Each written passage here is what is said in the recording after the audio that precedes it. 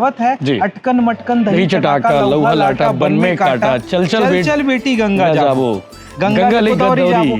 तो भाई हमारे पूर्वज कितने बुद्धिमान थे कि हमें जब हम आ ई नहीं सीखे थे तो वो लोग गंगा गोदावरी को पढ़ा दिए थे, सीख गए थे बचपन में। गंगा गोदावरी क्यों पढ़ा रहा है भाई? छत्तीसगढ़ देश और दुनिया की प्रमुख नदियों के नाम है, वो नाम जो अक्सर पूछे जाते हैं यूपीएससी एग्जाम में, अक्सर पूछे जाते हैं रेलवे के एग्जाम में, अक्सर पूछे जाते हैं सीजीपीएससी में, अक्सर पूछे जाते हैं व्यापम में।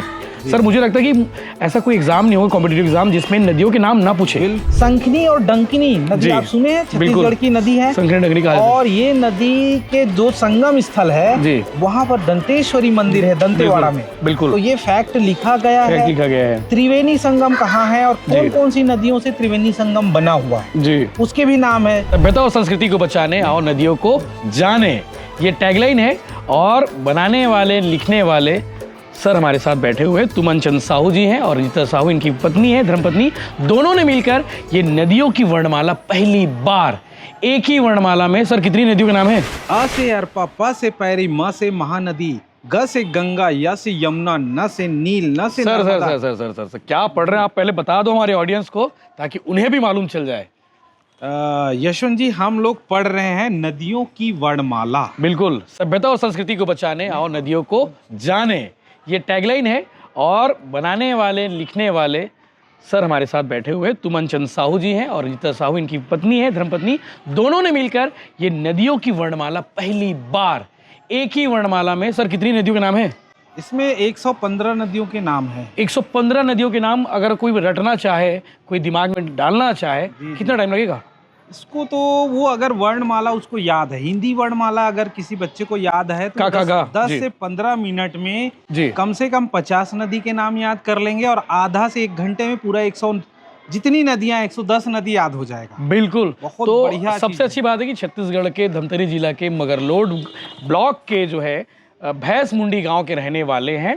धर्मपत्नी शिक्षिका है स्कूल में, सरकारी स्कूल में, और इन दोनों ने मिलकर जो है नदियों की वर्णमाला पहली बार किसी ने लिखा है।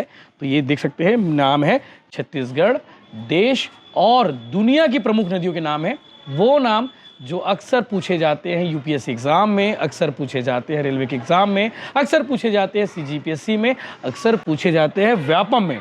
सर मुझे लगता है कि ऐसा कोई एग्जाम नहीं होगा कॉम्पिटिटिव एग्जाम जिसमें नदियों के नाम ना पूछे। बिल्कुल पूछे जाते हैं, कभी ना कभी आते ही होंगे। देखिए नदियां, पर्यावरण संरक्षण, ये नदियों की वर्णमाला हम यूपीएससी और ये इसके हिसाब से नहीं बनाए। बिल्कुल, ये पूछा इसलिए जाता है क्योंकि ये इम्पोर्टेंस है। नदियों की वर्णमाला जल संरक्षण, हर आदमी को जल बचाने की जरूरत है। बिल्कुल, तो हम बच्चे को जल बचाने के लिए, जल संरक्षण के लिए, पर्यावरण बचाने के लिए क्यों? क्योंकि भाई देखिए हमारी ब्लड कहाँ बहती है? हमारी नसों में बहती है। तो धरती का ब्लड कहाँ बहता है? नदियों में बहता है। धरती जो हम माता बोलते हैं, धरती माता, धरती माँ का जो ब्लड बहता है वो पानी है और वो हमारी नदियों के माध्यम से बहता है और हमें जीवन देती है। बिल्कुल, तो जल, जंगल, जमीन, जीव और प्राणी को अगर कोई संरक्षण करता है वो है नदियाँ हैं। नदियाँ ही महान है। इसलिए नदियों को हर बच्चे तक समझाने के लिए, उनको बताने के लिए कि ये कितना इम्पोर्टेंट है, इसको याद करिए। तभी तो जानते हो छत्तीसगढ़ी में हमारा कहावत है, अटकन मटकन दही चटाका लौहा लाटा बन में काटा, चल चल बेटी गंगा जाबो, गंगा ले गोदावरी जाबो। तो भाई हमारे पूर्वज कितने बुद्धिमान थे कि हमें जब हम आ ई नहीं सीखे थे तो वो लोग गंगा गोदावरी को पढ़ा दिए थे, सीख गए थे बचपन में। गंगा गोदावरी क्यों पढ़ा रहा है भाई? जल बचाने के लिए, कई उसका महत्व बताने के लिए मैसेज है। आप नदियों को बचाओ। और हमारे पूर्वज नदी से जब गुजरते थे तो प्रणाम करते थे, आपको याद है यशवंत जी? हमारे माँ बाप भी, मेरी आदत सर गाड़ी चलाते चलाते ना, जैसे शिवनाथ नदी क्रॉस करता हूँ पुल में, ऐसे करता हूँ, ऐसे प्रणाम करता हूँ। तो लोग पूछते हैं कि भैया ये अचानक से, तो बोले नदी है, गंगा मैया है, गंगा मैया को प्रणाम करके नैया पार लगा देना, मैया आशीर्वाद मांगते हैं। बहुत बढ़िया, शिवनाथ रहे, महानदी है, ये आदत हो सब गंगा माँ का रूप है। और नदी, बताइए अगर जल नहीं रहा तो क्या हम लोग रहेंगे? नहीं रहेगा।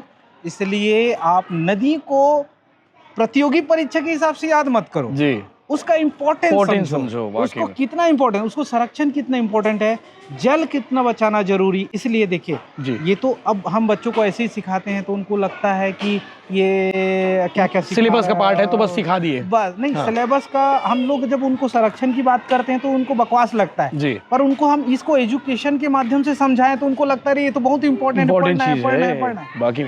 और मुझे लगता है कि सर ये ना स्कूल में तो होनी चाहिए, मतलब बच्चा रोज 10 बार एक बार देखेगा ना दिन भर में, बिल्कुल तो 2-4 नदी दिमाग घुसी जाएंगे। बिल्कुल सही बोल रहे हैं आप। 52 वर्ड में हर दिन अगर एक एक नदी भी अगर वो पढ़ लिया और क्लास में लगा रहा जी, तो इसीलिए हम लोग जानते हो यशवंत जी, धमतरी जिले के जितने भी स्कूल हैं लगभग 1500 स्कूल है, तो ये 1500 कॉपी हमने वहाँ दिया जी। और इसकी 10,000 कॉपियाँ बच्चों को दिया।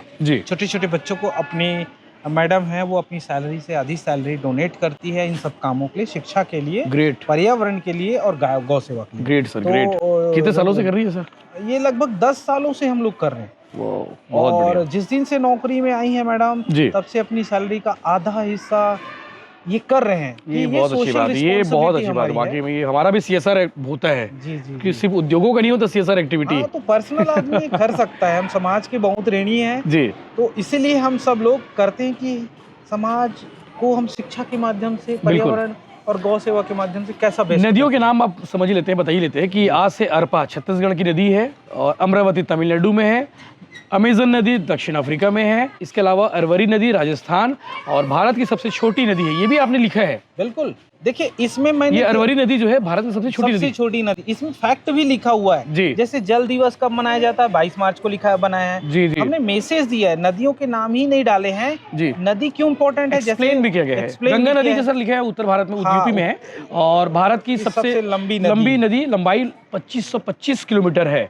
उसको भी दिया गया है, इसको भी एक्सप्लेन किया गया। ये अच्छी बात है। और ब्रह्मपुत्र के बारे में लिखा है, पौराणिक मान्यताओं के अनुसार इस नदी को ब्रह्मा जी का पुत्र माना गया है, इसे पुरुष नदी के रूप में भी जाना जाता है, इसलिए इस नदी का नाम नद कहा भी जाता है, नद नदी कहा जाता है, मतलब ये एक्सप्लेन किया गया है। अब देखिए इंग्लैंड के पास कौन सी नदी बहती है जी, इंग्लैंड शहर किस नदी के किनारे बसा हुआ है? थेम्स नदी लिखा है। लंदन जी, सॉरी लंदन जो है जी, किस नदी के किनारे बसा हो? तो थेम्स नदी है। बिल्कुल। उसी तरह संखनी और डंकिनी नदी आप सुने हैं, छत्तीसगढ़ की नदी है, संखनी डंकिनी कहा और ये नदी के जो संगम स्थल है वहाँ पर दंतेश्वरी मंदिर है दंतेवाड़ा में। बिल्कुल। तो ये फैक्ट लिखा गया है। त्रिवेणी संगम कहाँ है और कौन कौन सी नदियों से त्रिवेणी संगम बना हुआ है जी, उसके भी नाम है गंगा, जमुना, सरस्वती, है ना, गंगा यमुना सरस्वती, से सरस्वती, सरयू नदी, सतलज, सिंधु, साबरमती, सोन नदी, सोंढूर, बहुत सारे। और ये भी बताया गया सरस्वती नदी उत्तर प्रदेश, सरयू नदी अयोध्या यूपी में है, और सतलज पंजाब, सिंधु पंजाब, साबरमती गुजरात, सोन नदी छत्तीसगढ़ MP और सोंढूर छत्तीसगढ़, और सीता नदी छत्तीसगढ़, ये भी डिटेल में दिखाया गया है। और एक चीज और इसमें बहुत महत्वपूर्ण बताई गई है, जैसे कि सबसे विश्व की सबसे पुरानी नदी कौन सी है आप बताइए जी। तो अगर पढ़े नहीं है तो नहीं जानते। अब भारत की सबसे पुरानी नदी कौन सी है, विश्व की सबसे पुरानी नदी कौन सी है, विश्व की सबसे लंबी नदी कौन सी है, सबसे वीरांगना नदी कौन सी है, वॉल्यूम वाइज कौन सा सबसे ज्यादा बहता है जी। तो अमेजन नदी दुनिया की सबसे वीरांगना नदी, मतलब सबसे वॉल्यूमनस, धारा के प्रवाह के क्षेत्र में सबसे बड़ी, पर लंबाई के क्षेत्र में जाएंगे तो नील नदी जी, जो मिस्र में, मतलब मिस्र के बाद ये बहुत सारे देशों से गुजरती है, 6000 से ज्यादा किलोमीटर लंबी है वो जी। तो नील नदी के बारे में पढ़े हैं कि वो सबसे विश्व की सबसे लंबी नदी है जी। इस तरीके से हम लोग पढ़ा रहे हैं बच्चों को ताकि उसको याद भी रहे तो कंटेंट के साथ। और जैसे विश्व की सबसे पुरानी नदी आपको मैं पूछा भी, तो फिनके नदी आप गूगल में सर्च करेंगे तो फिनके नदी आएगा।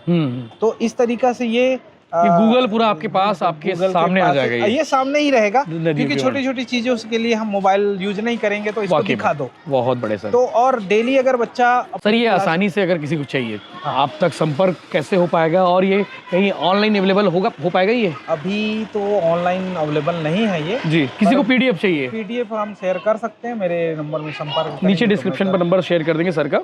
और ये कितने दिनों में सर तैयार किए होंगे, मतलब कितना टाइम लगा होगा इसको? लगभग 2 महीना हमको लगा है जी। नदियों के नाम, और पहले तो कॉन्सेप्ट आ जाए जी, आपके विचार में आ जाए जी कि हमें क्या करना है, तो मुझे लगा कि जल संरक्षण का एक कार्यक्रम चल रहा था धमतरी में, जल जगार महोत्सव जी, तो उसी समय मेरे को आइडिया, बड़ा कार्यक्रम था, तो बहुत बड़ा कार्यक्रम था, देश भर से लोग, देश भर के लिए लोग आए थे, साइंटिस्ट लोग आए थे।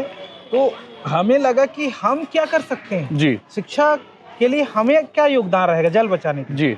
तो हम जल बचाने के लिए अपने घर में तालाब बनाए, एक छोटा सा तालाब है आधा एकड़, हाँ आधा एकड़ में तालाब बनाए और पानी बचाते हैं जी। उसके बाद लगा कि हम इनको बच्चों तक भी पहुंचाना है ये पहाड़ों के माध्यम से, तो नदियों की वर्णमाला, नदियों की पहाड़ा बनाई ताकि छोटे बच्चे प्राइमरी लेवल से समझ जाए कि हमें नदियां बचानी है, नदियों का इज्जत करना है, नदी को गंदा नहीं करना है, और पानी बचाने के लिए नदियों के नाम याद करो, खेल खेल में सिखाना है बच्चों को, बर्डन नहीं देना है उनको, आसानी से सीख जाए, अ आ इ ई ऊ के माध्यम से बिल्कुल नदियों के नाम हो जाए, ये बड़ी बात है। तो इस नदियों की वर्णमाला को लेकर आप क्या कहेंगे? पहली बार मेरे सामने नदियों की वर्णमाला है और बनाने वाले, लिखने वाले मेरे साथ बैठे हुए तुमन साहू जी, हमारी बातचीत हो चुकी है।